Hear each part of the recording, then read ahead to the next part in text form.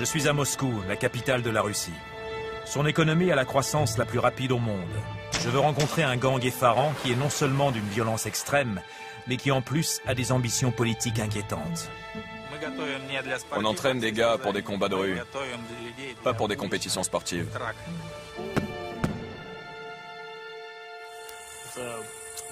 Les combats laissent des blessures.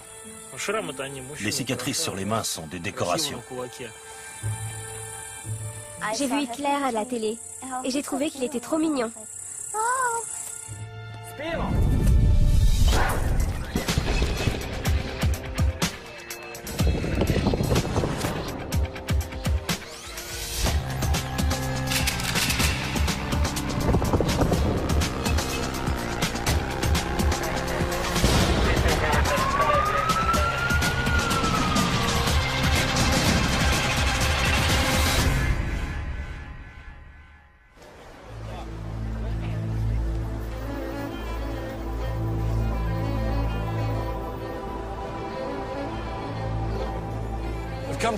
Je suis en Russie, un pays où l'extrême droite est en hausse. De violentes agressions racistes d'un gang néo-nazi ont lieu sur les immigrés quotidiennement. Ça me sidère que ce genre de gang existe toujours dans un pays qui a perdu des milliers de gens à cause des nazis pendant la Deuxième Guerre mondiale. J'ai l'intention de découvrir pourquoi.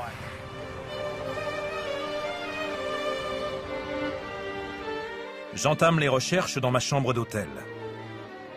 Il paraît que ce gang a un site sur Internet. C'est dément. J'ai tapé Skinheads et je suis tout de suite tombé sur le site qui diffuse des vidéos de leurs attaques.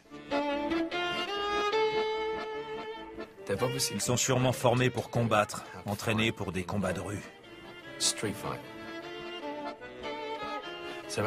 Leur méthode est de vadrouiller en ville et de tabasser des gens à coups de pied dans la tête.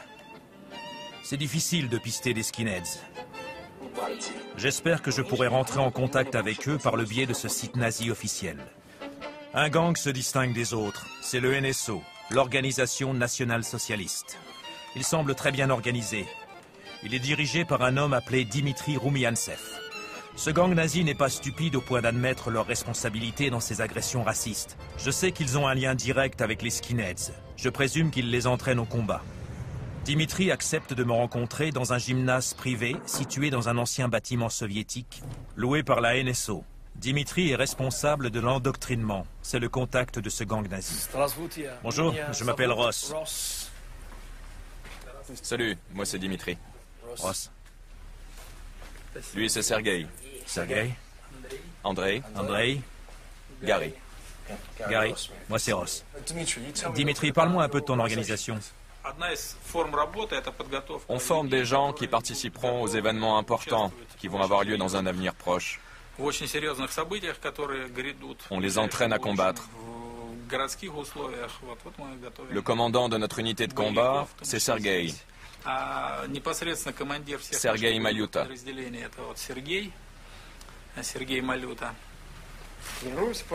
On s'entraîne de différentes manières. Ici au gymnase et aussi dehors dans la ville.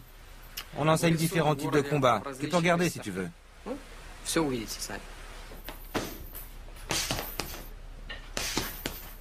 Vous connaissez sûrement les types que j'ai vus sur le site. On dirait des anciens soldats de l'armée. Ouais, beaucoup de nos gars sont d'anciens soldats. Et certains sont des officiers. Sergueï a combattu avec les Serbes au Kosovo. Je comprends que ces anciens soldats, privés de leurs droits patriotiques, soient attirés par les entraînements physiques ainsi que l'idéologie de cette organisation militaire. J'imagine que votre formation est payante, non? Non, c'est gratuit. C'est gratuit pour ceux qui sont membres de votre organisation. Parfois, les skinheads viennent et s'entraînent avec nous. On ne les fait pas payer. On leur demande pas leur nom. S'ils disent qu'ils sont d'accord avec nos objectifs, ils peuvent s'entraîner avec nous. En quoi les skinheads sont différents de vous? On est conscient que la violence de rue ne résout pas tous les problèmes. Et quand un type comprend ça, il quitte les skinheads et il vient chez nous.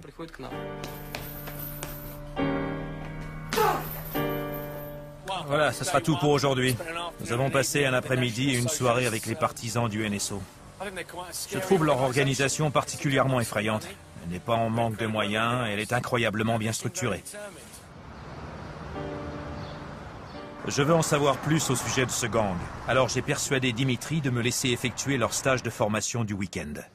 Nous sommes ici avec Dimitri et le reste de la bande du NSO. Nous sommes au nord de la banlieue de Moscou et je suis sur le point de commencer ma formation dans le bâtiment derrière moi, qui était censé devenir un hôpital. Les fonds ne devaient pas être suffisants. Aujourd'hui, c'est le QG pour les formations du NSO. Allez, c'est parti. Comment ça va? Je ne sais pas dans quoi je me suis fourré, mais j'ai le sentiment qu'ils vont me mettre à l'épreuve. Ma première surprise est l'une de leurs recrues. Ils ne sont pas tous d'anciens soldats ou skinheads. Il semble être avec eux. Sa tenue de camouflage urbain laisse un peu à désirer. Regardez là-haut. Zoom sur le toit, zoom. Zoom.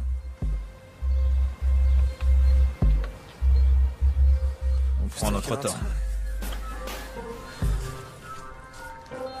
Selon Dimitri, le nombre des membres de leur gang augmente et il y a même une file d'attente. Des nouveaux nazis attendent de pouvoir se joindre à eux. WP, les initiales du White Power.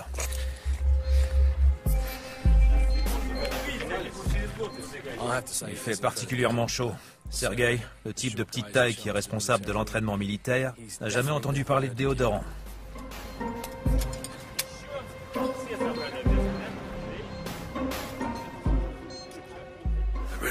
J'avais pas prévu de courir à Moscou en tenue de camouflage autour d'un chantier avec un bataillon de néo-nazis.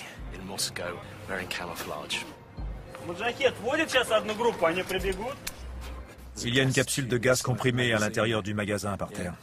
L'arme va être chargée avec des billes en acier drôlement habillées. La recharge de gaz projette les munitions.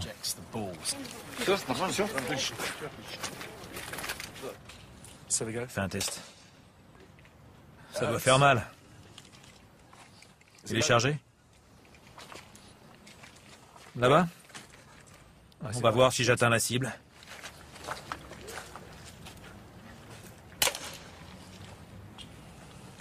Facile, je recommence.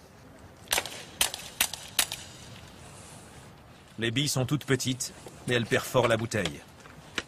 Il est content du résultat. Ces types ne sont pas des rigolos. Ils viennent de courir 5 km avec 30 kg de briques sur le dos. Et il me semble que ça va au-delà de ce que j'ai accepté de faire. Le commandant de combat, Sergueï, m'a prévenu que la formation serait un test de personnalité. J'ai décidé d'y aller sans sac à dos. Ils ont tous la moitié de mon âge et ils s'entraînent depuis plus longtemps que moi.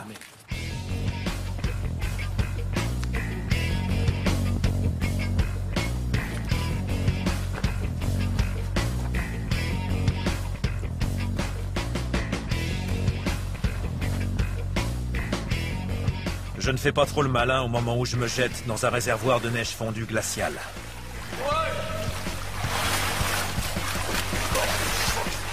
Fais gaffe. Il y a un trou là. Et des câbles. J'espère arriver à passer tous les tests pour gagner la confiance de Dimitri. Ensuite, je pourrai découvrir pour quelles raisons il s'entraîne.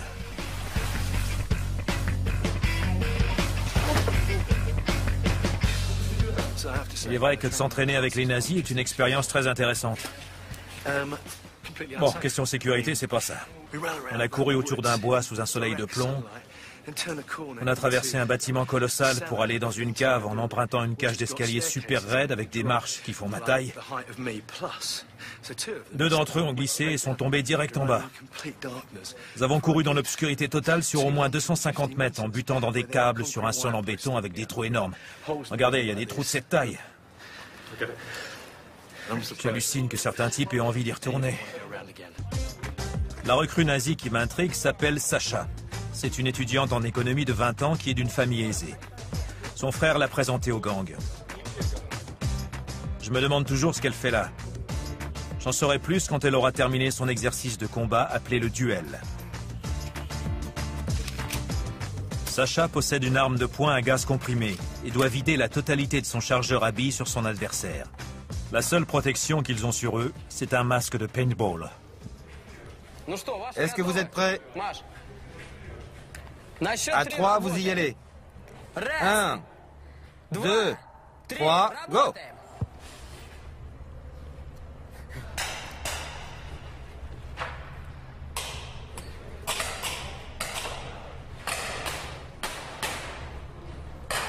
Qu'est-ce qu'il y a, Sacha? Tu as un problème? Le cran de sûreté est enclenché. Je peux pas tirer. Le cran de sûreté est coincé, regarde. Regarde ce qui va pas. Envoie-moi 2 hommes de plus, c'est pour un exercice.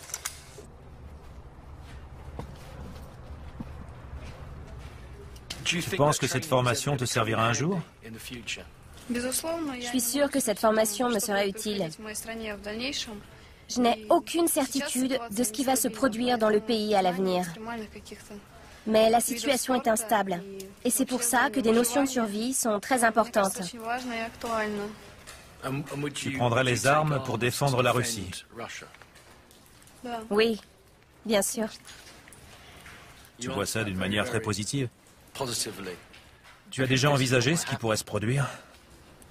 Je pense qu'une guerre civile peut éclater. Entre qui et qui?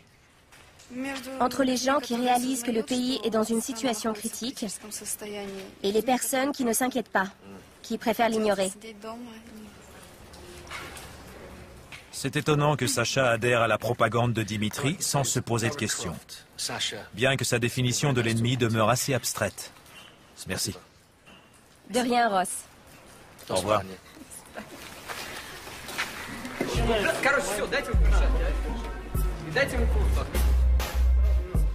Maintenant, c'est mon tour. J'ai droit à un traitement de faveur. Les enjeux sont sur le point d'être augmentés. Faut sortir l'arme de la poche, c'est ça?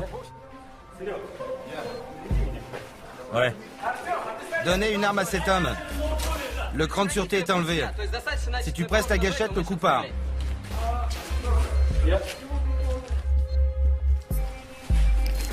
Le dos. T'es prêt? On enflamme les pieds. Et le dos. À 3, tu l'allumes. 1, 2, 3. Vas-y.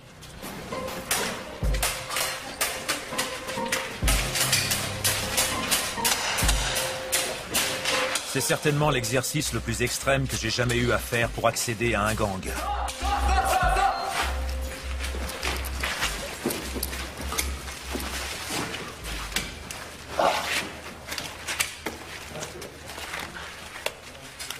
Les gars,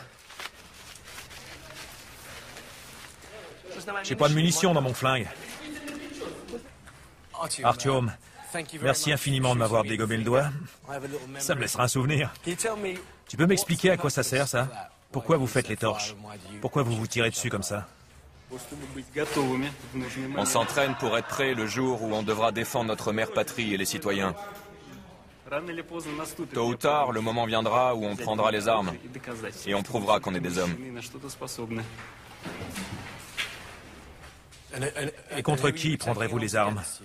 Nos pires ennemis sont les islamistes, les musulmans, les personnes qui peuvent venir envahir notre terre. Il y a beaucoup d'ennemis. Vous réalisez quand même que vous les enrôlez, vous leur tirez dessus, vous les brûlez, vous obligez les jeunes à venir à vous, et ensuite vous leur inculquez votre idéologie. Non, on entraîne uniquement ceux qui viennent avec les mêmes convictions que nous. On n'accepte aucun clandestin, comme on les appelle. Tu as un travail régulier? Tu ne fais ça que le week-end? Oui, bien sûr. Je suis ingénieur dans une petite société privée. Ton patron serait furieux s'il savait que tu es dans le NSO et que tu t'entraînes comme ça le week-end? Je pense que mon employeur s'en tape. Tant que je travaille efficacement et que je respecte les délais, il s'en tape. Il se passerait quoi si un musulman venait pour rejoindre le groupe? Ce genre de type ne se pointe pas. Ça m'emmerde de le dire, mais on accepterait à contre-cœur. De toute façon, ils ne viennent pas.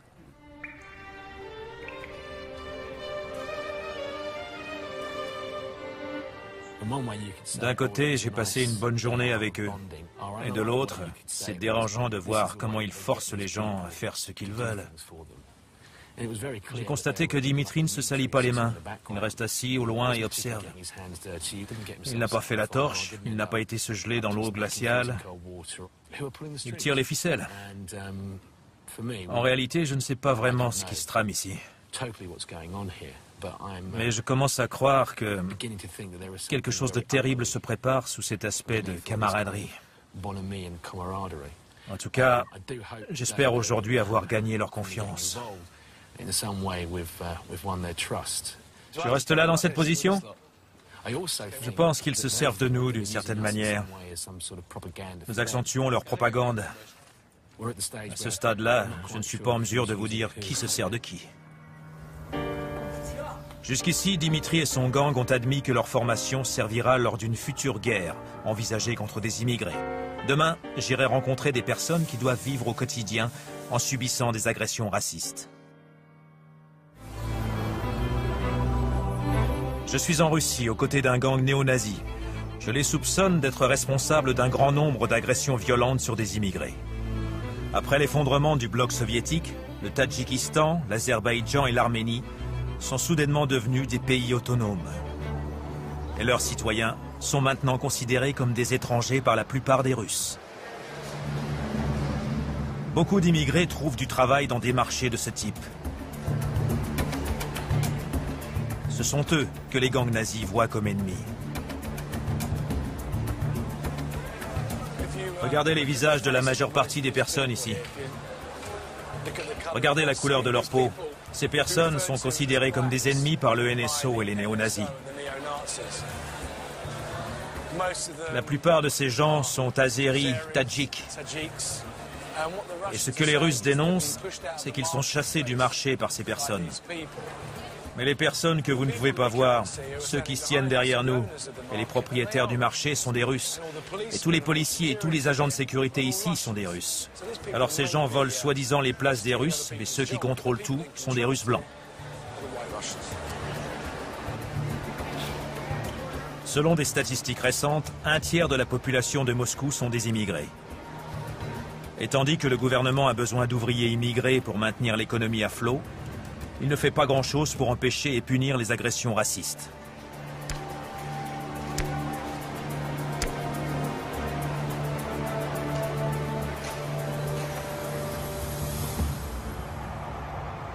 Les crimes sont souvent commis dans les transports en commun, à la vue de tous. Un jour, un gang s'est écrié « Gloire à la Russie » et s'est attaqué à un adolescent arménien, Arthur Sartarian. Arthur n'a pas survécu. C'est le train qu'Arthur prenait pour rentrer chez lui, tous les soirs, après le travail. Il était seulement à 2 stations de chez lui, à la station Pouchkine, quand des types sont montés dans le train, lui ont ôté la vie gratuitement et ont brisé le cœur de sa famille à jamais. Bonjour, Edik. Bonjour, Ross. Entrez. Au début des années 90, les parents d'Arthur, Edik et Irina ont survécu au massacre en Azerbaïdjan. Ils se sont installés à Moscou, espérant une vie meilleure. Au lieu de ça, ils ont perdu leur fils. En dépit de la crainte pour leur propre sécurité, ils ont accepté de me parler. L'enquêteur m'a dit qu'il y avait 2 attaquants. Mais près de la porte d'entrée, il y en avait un 3e qui observait la scène. Leur comportement ressemblait à celui d'un gang organisé. C'était un enfant maigre. Il avait un cou très fin. Ça paraît fou. Ils l'ont poignardé 6 fois dans le cou. 6 fois. Je comprends pas pourquoi ils avaient tant de haine contre lui. Et pourquoi? Pourquoi? Pourquoi mon fils? Je l'ai élevé, je lui ai donné tout mon amour, toute ma tendresse. Pourquoi ces monstres ont tué mon enfant? Un homme, un vrai, ne l'aurait jamais attaqué par derrière.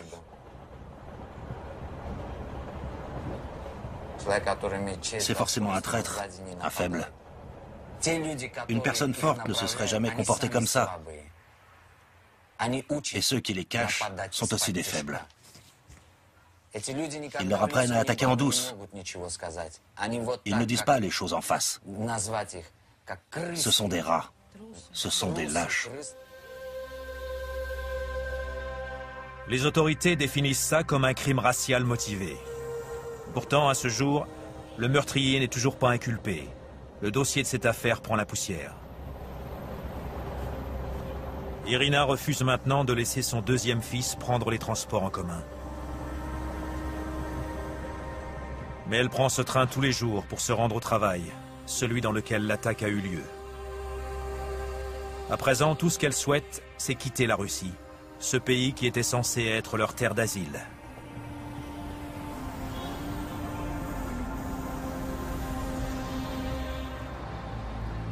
Le lendemain matin, Dimitri, le chef du gang nazi, m'a organisé un entretien.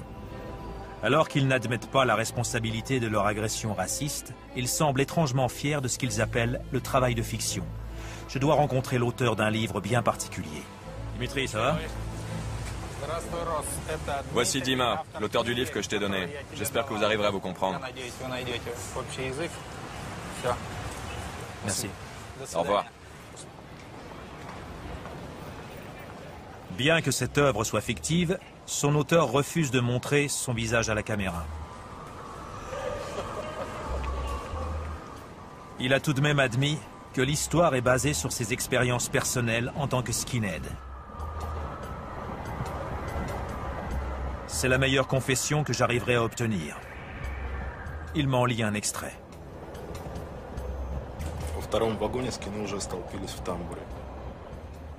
Dans le wagon d'après, les skinheads se tenaient près de la porte, respectant le code de communication qui est de ne pas attaquer tous ensemble. L'immigré s'est réveillé et a vu qu'il était entouré par des skinheads enragés. Il a regardé autour de lui avec désespoir. 2 fois, l'immigré a essayé de se mettre debout, mais les skinheads l'ont maintenu sur son siège.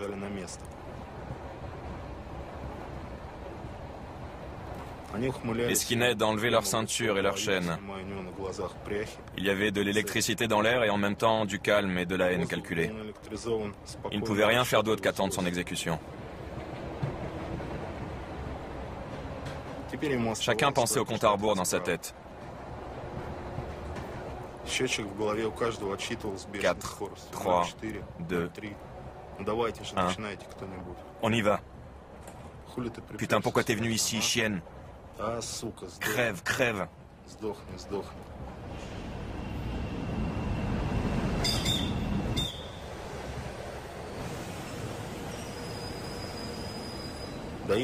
En arrivant chez eux, ils ont téléphoné à un des autres gars pour demander s'ils étaient tous bien rentrés. À 3 heures du matin, ils s'étaient endormis avec le sentiment qu'ils avaient parfaitement accompli leur mission.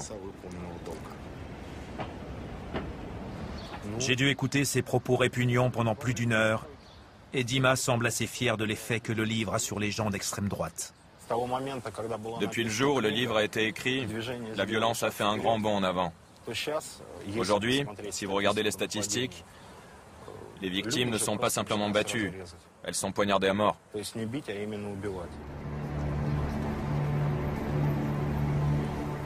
Ce n'est pas étonnant que les immigrés soient terrifiés à l'idée de sortir de chez eux et de se retrouver face à cette bande de barbares. Vous pensez sûrement que la police est là pour leur venir en aide. Mais non, à Moscou, c'est loin d'être le cas. Nous allons rencontrer une dame appelée Gavar. Elle est du Tadjikistan, un des pays les plus pauvres de l'ex-république soviétique socialiste. Elle est fondamentalement la seule lueur d'espoir pour beaucoup d'immigrants clandestins qui subissent des crimes raciaux. Son travail est vraiment délicat. Du coup, on ne nous permet que de la filmer dans son bureau. Gavar traite presque 100 cas d'agression raciale et d'abus en tout genre chaque année. Elle lutte pour obtenir que les autorités prennent les dépositions de ses affaires et les fassent passer en justice. Ce qui est encore plus difficile. Les condamnations sont extrêmement rares. Gavar, enchanté.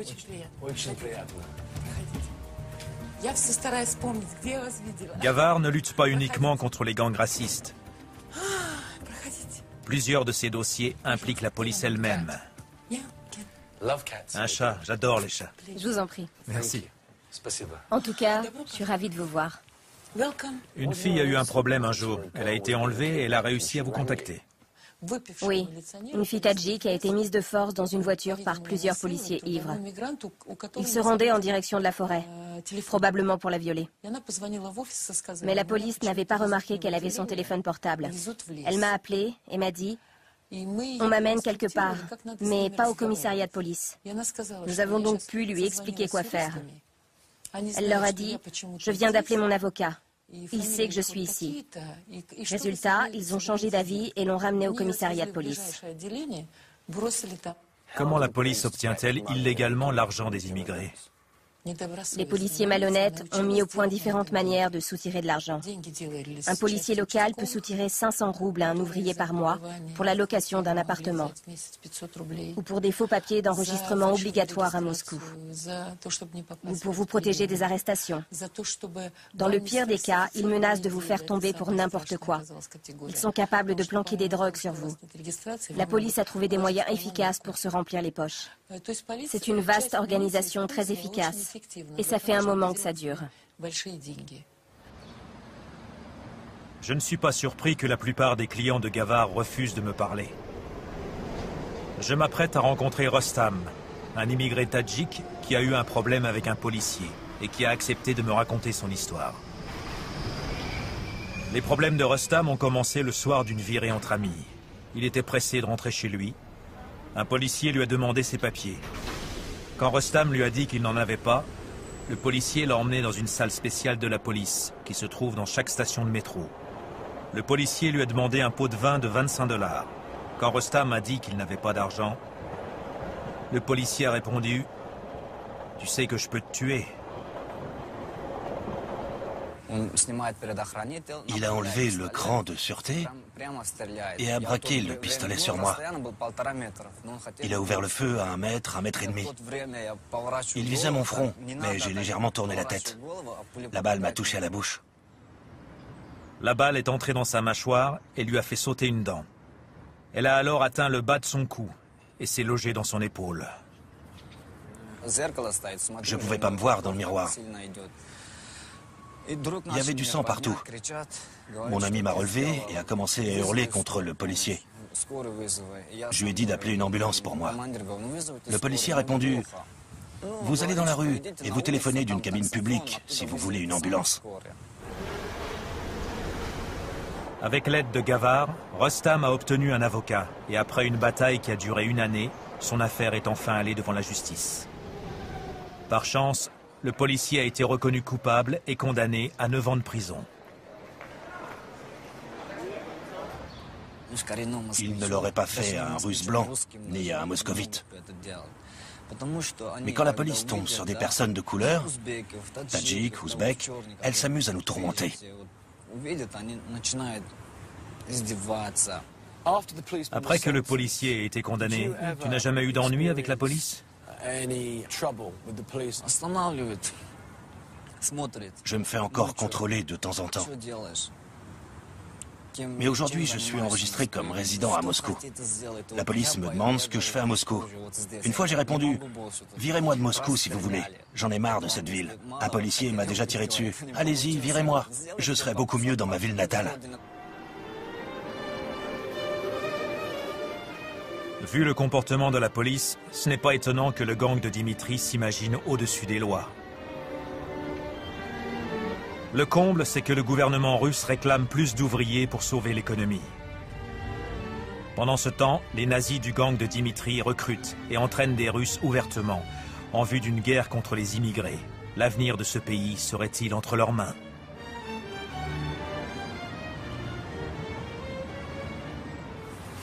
Ce soir, c'est un peu la nuit des arts martiaux.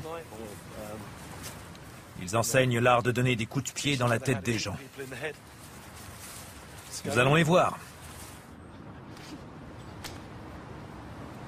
En m'approchant, je constate que Dimitri est de nouveau sur le banc de touche. Ils pratiquent des combats de rue. On les forme pour des combats de rue, pas pour des compétitions sportives. Même des filles comme elle apprennent à combattre. C'est pourquoi, de toutes les organisations politiques, on est les plus craints. C'est le meilleur moyen pour contrôler la vermine. On amène la peur dans les rues.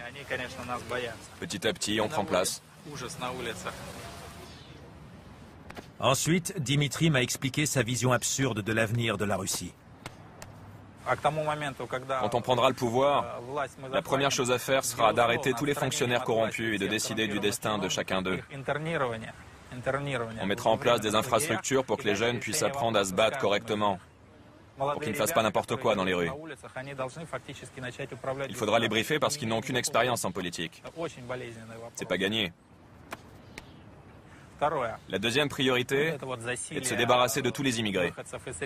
Ils doivent être mis dans les camps et les prisons comme les fonctionnaires corrompus.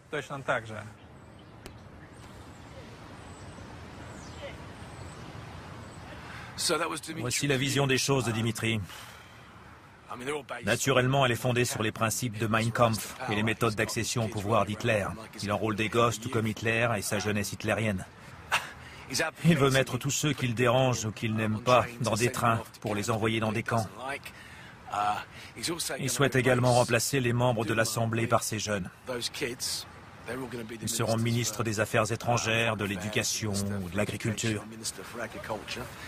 Je suis curieux de voir le résultat d'une telle organisation. C'est effrayant d'imaginer ça. En attendant, je ne crois pas une seconde que ce genre de choses se produira. Mais le fait que tous ces gens le suivent et le fait qu'il arrive à leur faire avaler tout ce qu'il veut fait de lui un individu particulièrement effrayant.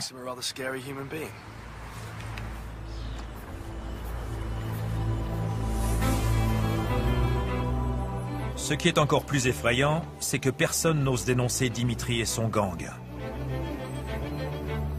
La différence avec n'importe quel autre gang que j'ai vu dans le monde, c'est qu'eux ont déjà leur défenseur au Parlement russe appelé la Douma.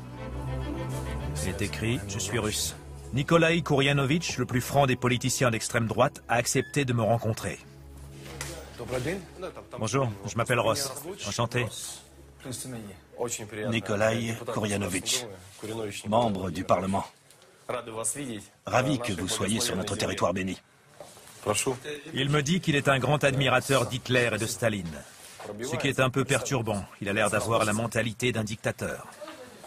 J'ai lu certains des livres écrits par les dirigeants du Troisième Reich. J'ai vu des films. J'aime leur état d'esprit. Les principes de l'unité de nation, la puissance impériale.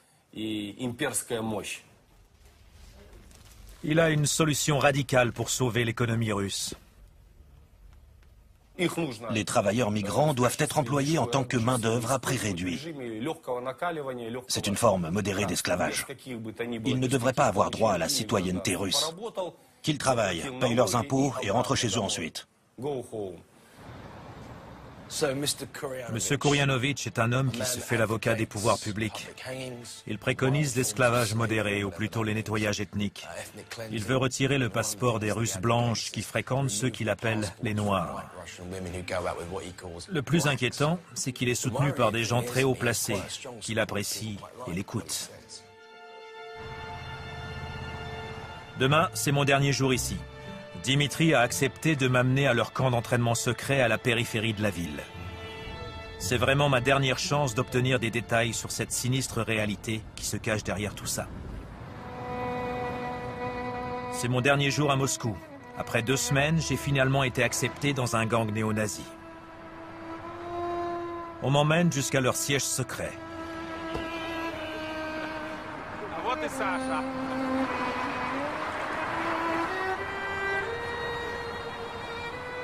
L'atmosphère est surréaliste. Je me croirais en Allemagne en 1933, sur le point de pique-niquer avec le jeune Adolf Hitler et Eva Braun.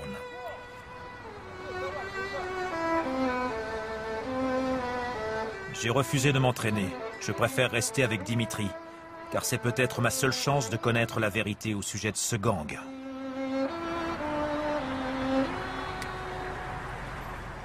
Nous sommes en train de nous rendre au quartier général du NSO. C'est à 2 heures de voiture de Moscou. Ils ont exigé que nous ayons tous les yeux bandés pour le voyage, pour ne pas être en mesure d'identifier leur site. Je ne sais pas qui est le plus nerveux, Elena, mon interprète, ou moi-même. File-moi ton portable.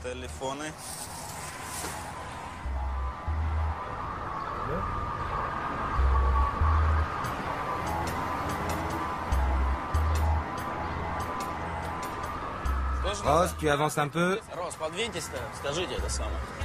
Можете понюхать. Я нюхаю, что чисто. О, стерильная. Так. Вперед. Давайте. Вот он, мой телефон.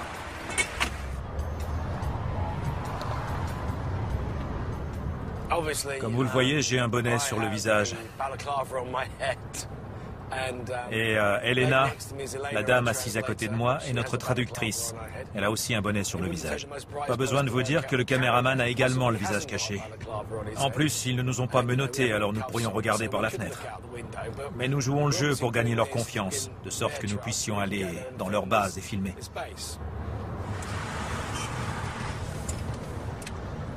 Je suis contente d'être avec vous, plutôt que d'être seule avec eux. Vous pensez être en sécurité avec moi? Oui, bien sûr, Ross. Je ne peux pas dire que c'est le voyage le plus agréable que j'ai fait jusqu'à présent. Nous n'avons aucune idée de l'endroit où nous allons. Ils nous ont confisqué notre seul moyen de communication extérieur. Nos bonnets sentent mauvais. Au bout de 2 heures de route, nous arrivons à leur datcha secrète. Je pense qu'on y est. On doit pouvoir retirer nos bonnets. C'est bon là maintenant.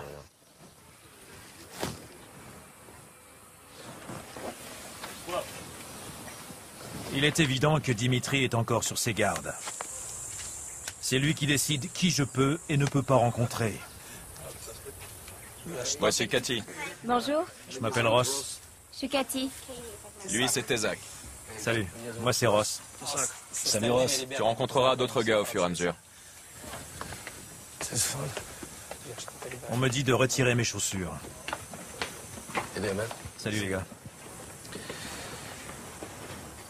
Je laisse mes chaussures ici. Apparemment, les nazis aiment les tapis propres. J'ai le droit de faire le tour complet du propriétaire. Ça, c'est la cuisine. Là, la salle à manger. Alexei, leur micro est en marche. C'est là qu'on déjeune et qu'on dîne.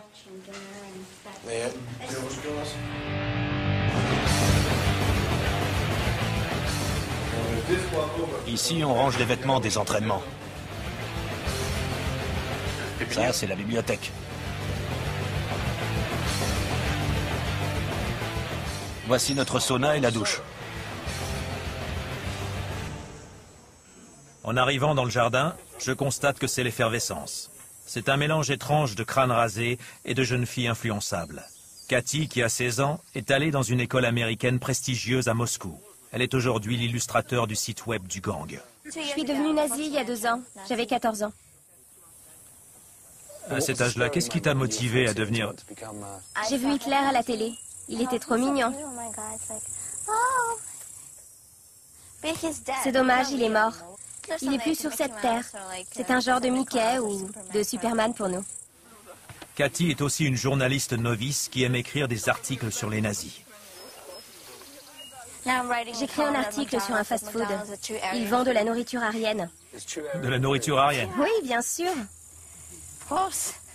Comment ça, bien sûr? Je plaisante. Ça m'amuse. Oh, c'est une blague. Ça fait glamour. Choutka. Certaines personnes ici sortent pour tabasser des Noirs. Je sais, j'ai fait ça pendant un mois.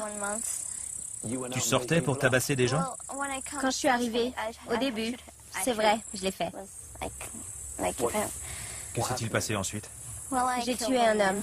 Tu as tué un homme. Ouais, Comment t'as fait? avec un couteau. Mais je ne le ferai plus maintenant. J'y étais obligée. Pourquoi ça? Parce que c'était le moyen de devenir leur ami, pour être proche d'eux, Pardon? pour devenir leurs amis, pour savoir ce que ça fait. Je n'aime pas tuer, c'est pas drôle. Les robots sont capables de tuer l'humanité tout entière. On mourra tous. Comme dans les films. Ouais. J'ai l'impression que Cathy essaie de me choquer, mais il est difficile de prendre ce qu'elle dit au sérieux. Je n'ai aucun doute au sujet de la crédibilité de cet homme. Tezak, dont le nom signifie hachette en russe, est un vrai membre du gang des skinheads. C'est exactement la personne que je cherchais. Je m'appelle Ross. Tezak. Tezak. Schulz. Vous avez des couteaux sympas? Je peux jeter un œil dessus? C'est celui qu'on appelle l'ours russe. Ouais, c'est de l'acier trempé. T'as quoi au genou? Je me suis blessé, ça arrive. On mène la vie dure. C'est dangereux dans la rue. Les immigrants attaquent tout le monde. Ce sont des blessures de combat. Les cicatrices sur les mains sont des décorations. C'est cool d'avoir des cicatrices. C'est à cause des combats, mais quel genre de combat? Des combats avec les Noirs. Dans un combat, on ne voit pas forcément tout de suite que l'ennemi a une arme, surtout quand il fait nuit. Ensuite, on sent le sang couler le long de son bras. Et bon, il n'y a rien à faire. Dans le désert, il y a des animaux sauvages agressifs. Vous devez les chasser. Si vous ne le faites pas, ils attaquent la population paisible. Si vous butez un immigré, les milliers d'autres n'osent pas venir. Tesak a la même logique que Dimitri et croit que la haine envers les immigrés est une bonne chose. Quand les immigrés viennent ici, ils souffrent de manger de la mauvaise nourriture. Ils essayent de vendre des choses. Mais les gens ici ne les aiment pas. Ils essayent toujours de les tuer ou de les humilier. Tesak m'explique qu'il est devenu raciste après que les rebelles tchétchènes aient soi-disant fait exploser plusieurs immeubles en 1999. Dans le premier immeuble, vivait une fille que je connaissais. J'ai dit, c'est bon, je bute ces Tchétchènes. J'ai pris un couteau et j'ai décidé d'assassiner un Tchétchène. J'ai croisé plusieurs types avec des barres de fer et eux ont vu que je tenais un couteau. Ils ont senti ma rage et m'ont proposé de les accompagner. On est allé dans un marché et on a puni quelques Tchétchènes pour le crime commis par leurs compatriotes. Tesak a confirmé ce que je soupçonnais depuis le début. Ce gang néo-nazi héberge des meurtriers racistes. Cathy tente à nouveau d'attirer mon attention. Tu veux voir une vidéo? Bien sûr. C'est eux qui ont filmé. Ces types et Tesak. Nous allons à l'intérieur pour visionner un film. Les nazis de ce gang font de gros efforts pour donner l'impression qu'ils sont nés pour la violence. Il est évidemment difficile pour ces hommes de parler ouvertement des crimes pour lesquels ils n'ont pas été poursuivis. Il s'avère que c'est Tesak qui a tourné les vidéos que j'ai visionnées dans ma chambre d'hôtel au début de mes recherches. Attendez, il y a nettement plus inquiétant à venir.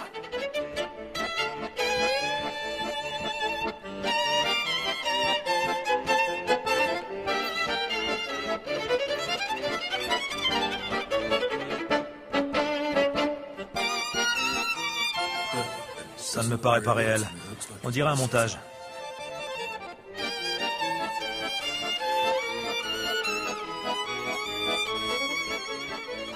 Bon, c'est de la propagande, c'est ça? Bien sûr que c'est de la propagande, c'est évident.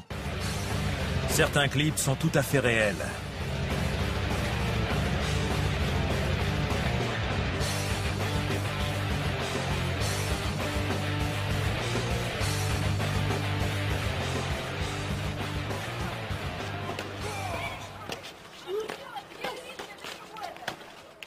Qu'est-ce que tu penses de ça, Dimitri? Tu parles de quel clip? De tous? Je les regarde avec plaisir. Je les adore. Beaucoup de gens regarderont ce documentaire et seront très choqués par vos propos, votre philosophie. Vous leur diriez quoi? Je voudrais que les téléspectateurs en Europe se rappellent les bombes dans le métro de Londres, et ce qui s'est passé en Hollande, ce qui s'est passé en France et au Danemark. S'ils n'aiment pas notre philosophie après ça, alors ces personnes ne méritent pas d'être considérées comme des hommes. C'est le gang le plus abominable que j'ai jamais rencontré. Nous devons toujours faire semblant d'apprécier leur hospitalité car nous n'avons aucune idée de l'endroit où nous sommes et comment faire pour rentrer à Moscou. Les partisans du NSO et les skinheads, vêtus d'un uniforme, qui jouent les soldats, qui adhèrent à la politique d'extrême droite, peuvent faire penser à une grosse plaisanterie. Mais le fait est que l'extrême droite est en train de se développer ici. Et les agressions racistes deviennent ordinaires. Il n'y a aucun doute que ce gang est directement ou indirectement responsable des agressions racistes à Moscou. Leurs lectures et leurs vidéos incitent d'autres racistes à agresser les immigrés sans défense. Selon les statistiques, plus de la moitié des skinheads du monde habitent maintenant en Russie. Ça fait énormément de cerveau à remplir de haine pour Dimitri.